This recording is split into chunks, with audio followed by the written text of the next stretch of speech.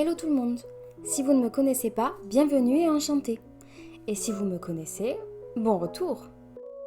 Aujourd'hui, j'ai le plaisir de vous montrer une technique que j'affectionne particulièrement et qui correspond parfaitement avec le style Dark Academia qui m'inspire déjà depuis plusieurs années. J'espère que vous apprécierez ce contenu et je ne vous fais pas patienter davantage. La première chose dont je veux vous parler, c'est de ce magnifique carnet que l'on m'a offert. Oui, je suis tellement pleine de gratitude, car je suis vraiment sous le charme. Même si je me sens un peu coupable de ne pas lui rendre justice en m'en servant. Mais un carnet reste un carnet, il faut l'utiliser. Je suis une grande adepte de tout ce qui est floral, botanique et herboristerie en tout genre. Par conséquent, un seul coup d'œil à la couverture de ce carnet me remplit de joie. Le format est parfait, le papier est parfait, tout est parfait. C'est un carnet fait pour tous les médias. Cependant, même si son élégance ne me rend pas impartiale, je me dois de vous dire que pour les pratiquants d'aquarelle pure, le papier est très léger. Il faut éviter de le noyer le petit. Bref, j'embrasse tendrement mes deux donatrices et passons aux choses sérieuses. J'ai commencé récemment à utiliser une palette de couleurs différentes dans mon carnet. Je suis plutôt du genre à utiliser des couleurs froides pour leur symbolique mélancolique. Et pourtant, depuis peu, je suis passée de l'autre côté. Je dirais pas du côté obscur, mais vous m'aurez comprise. Je pense que c'est la saison et l'ambiance Dark Academia qui en est à l'origine. Deux thèmes que j'affectionne tout particulièrement.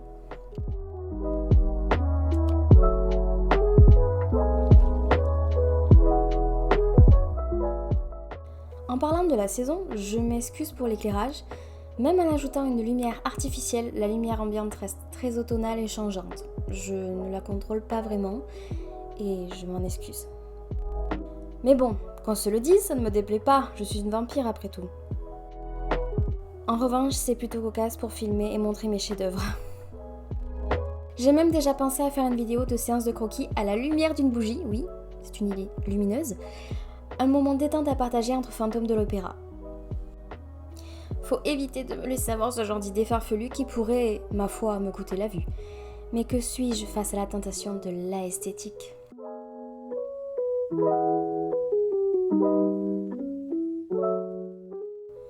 Pour cette page, je vais utiliser de l'encre waterproof noire, de l'encre sépia, des crayons de couleur, de l'encre blanche et de l'encre dorée. Mais d'abord, il faut un croquis avec le bon vieux crayon basique.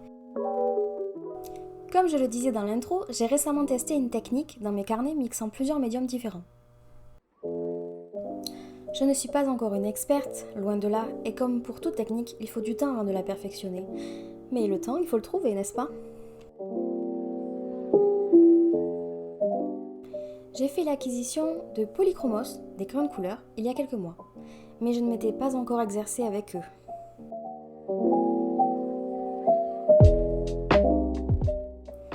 D'après les dires d'autres artistes, ce genre de crayon de couleur se marie parfaitement avec l'aquarelle et les encres colorées. Mes médiums de prédilection, donc fallait bien que j'y arrive à un moment donné.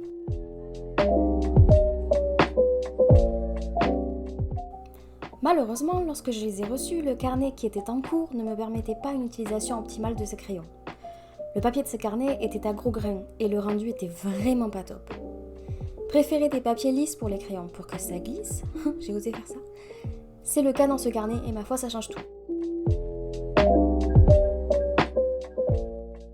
Le croquis que vous avez sous les yeux est un dessin que j'avais fait sur tablette il y a un bail. Et j'ai décidé de le reporter sur papier pour en faire une page, histoire de le recycler, à l'aide de ma tablette lumineuse. Je fais souvent ça quand un vieux dessin laissé dans l'oubli ne m'intéresse plus sur l'iPad, et ça m'arrive très souvent. Et encore, il y a tellement de croquis non finis qui me hantent la nuit, je vous assure. Comme vous pouvez vous en rendre compte, le croquis n'est pas propre après l'étape de la tablette lumineuse, et je dois le peaufiner un peu avant de passer à l'ancrage. J'essaye de préparer le croquis le plus précisément possible afin de parfaitement savoir comment on rendra le line plus tard. C'est vraiment une étape où je m'applique pour que le reste du temps à y consacrer ne soit pas une prise de tête. Plus le croquis est fini, plus le reste sera facile. C'est simple. Il m'arrive même de gommer le croquis reporté pour être sûr que mes traits soient assez fins. Oui, j'ai la main lourde quand j'utilise ma tablette lumineuse. Bon, on a chacun nos défauts. J'appuie un peu trop et c'est un truc sur lequel je dois me remettre en question, je le sais. On aurait même tendance à dire que je suis un peu bourrine. La prochaine étape est de loin ma préférée, et ça depuis longtemps, grâce au Inktober. Même si avec le manque de pratique, chaque fois que j'y reviens, j'ai du mal à démarrer. L'Inktober, si vous vous posez la question, est un challenge qui a lieu tous les ans en octobre, et où à l'origine, des artistes partagent un dessin fait à l'encre tous les jours. Oui, c'est du boulot. J'y ai participé plusieurs fois de suite, mais il est vrai que j'ai négligé cette pratique ces dernières années.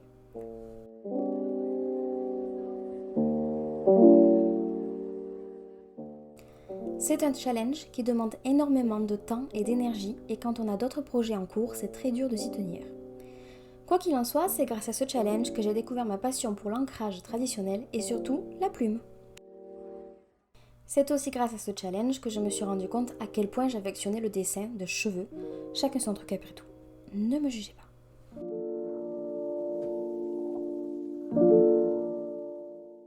La plume que j'utilise ici est toute neuve et mon Dieu comme ça se sent.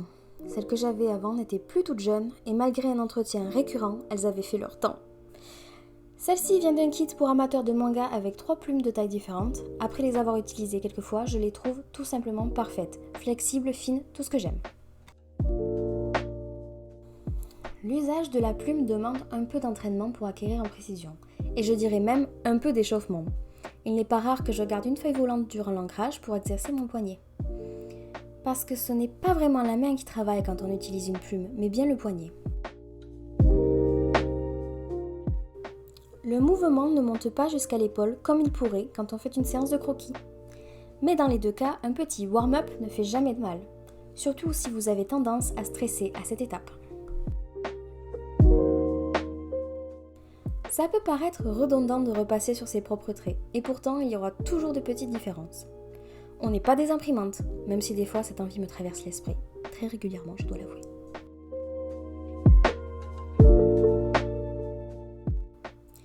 Et où serait le plaisir en dessin si ce n'est pas pour juste être guidé par le travail déjà posé et d'éteindre son flux de pensée. Dieu que cette phrase était longue.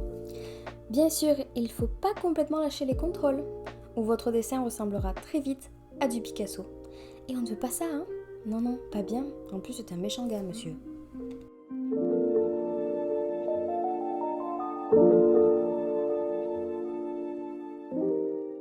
Voilà le résultat de mon line. Et ma foi, c'est pas si mal. Bon, il y a eu des petits couacs et des petits accidents à un moment, mais vous n'avez rien vu. Ensuite, je commence à faire le fond. Mais j'ai choisi de faire un fond très sombre pour travailler au crayon blanc plus tard. Par-dessus plus tard.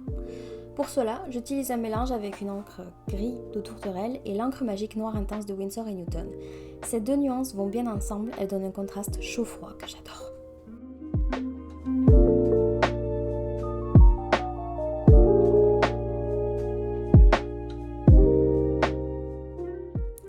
Je passe maintenant aux ombres de mon personnage. Cette étape est toujours délicate, car je m'emballe facilement un pinceau à la main, ça peut devenir très vite une catastrophe.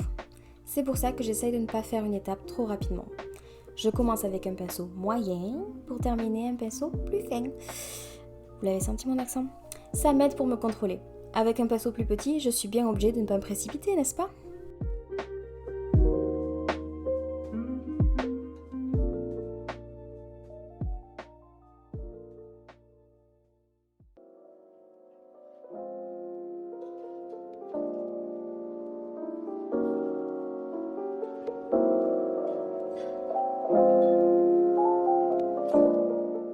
J'utilise une coupelle en céramique pour mélanger et diluer mes couleurs. C'est bien plus pratique qu'une palette en plastique qui deviendra vite impossible à nettoyer. Elles sont certes moins chères, mais on en achète plus souvent à la longue. Ou alors, je suis juste pas douée pour entretenir mon matériel, ce qui est tout à fait possible.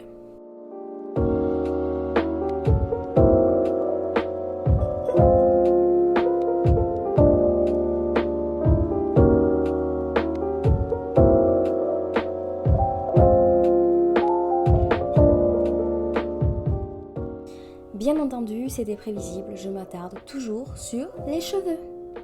C'est pas du fétichisme, je vous assure. J'ai un peu changé le plan qui était prévu à la base.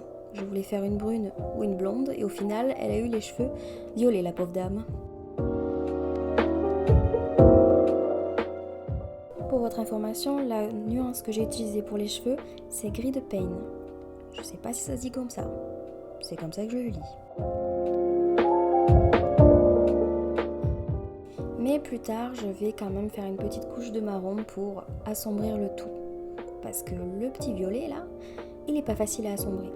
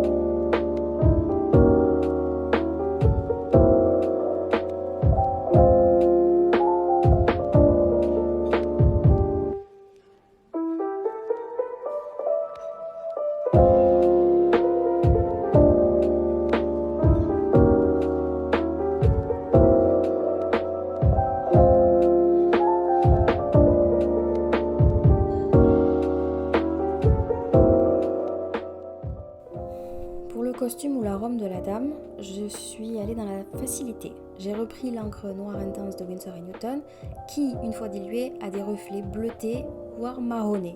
Je sais, c'est pour ça que c'est une encre magique. Et je trouve que cette couleur convient parfaitement avec l'ère victorienne qui m'inspire tant.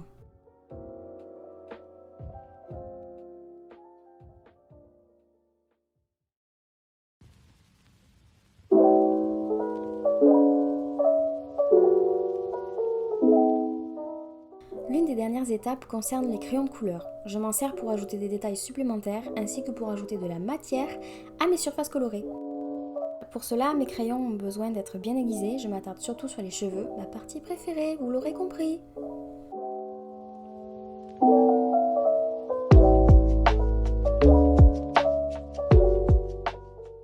Je n'ai pas l'habitude de publier des vidéos aussi longues et ma foi, ça me plaît bien. Donc je vous demande, parce que j'aimerais publier des vidéos plus longues que vous pourriez mettre en fond lorsque vous dessinez à votre tour. Est-ce que ça vous plairait ? Je sais que j'aime énormément ce genre de contenu, mais ça ne plaît pas à tout le monde, donc je préfère demander. N'hésitez pas à me le dire en commentaire. Ce sera un plaisir de vous tenir compagnie dans votre pratique de cette manière.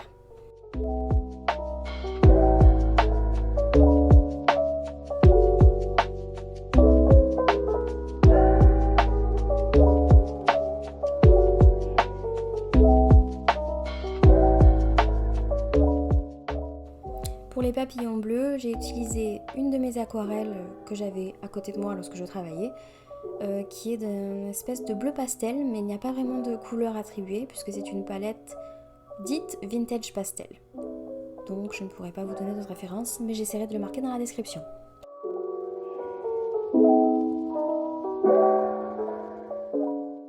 J'ai d'ailleurs utilisé une autre couleur de cette palette pour mettre du rouge aux joues de mon personnage.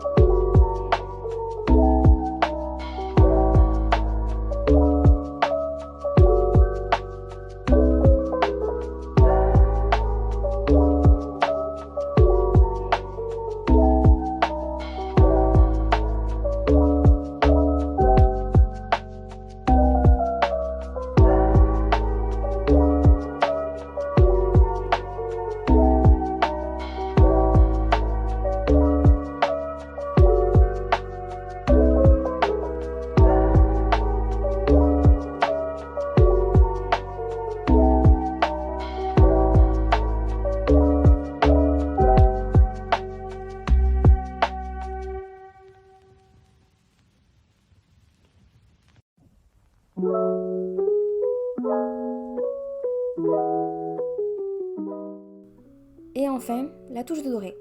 C'est un peu ma signature et c'est un peu ce qui rend tout magique. Le doré rend magique. Voilà, c'est Clochette qui me l'a dit. Je l'ai utilisé à 3 endroits, donc 2 fois sur le cadre et dans le regard du personnage. C'est la première fois que j'utilise de l'encre dorée dans le regard des personnages et vraiment, ça rend très très bien. J'avais jamais fait ça et pour une première, je suis conquise.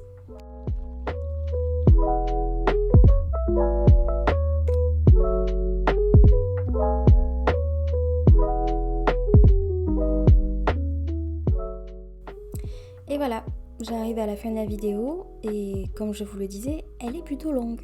J'espère que vous avez pu tout regarder, que vous avez tout apprécié et que vous avez pu apprendre quelque chose. Donc si vous êtes encore là, merci beaucoup. Et si me voir peindre plus en détail vous intéresse, je vous conseille de regarder d'autres timelapses. Il me semble que j'en ai déjà 2 de disponibles sur ma chaîne. Je vous souhaite une excellente semaine et je vous dis à plus tard dans une prochaine vidéo.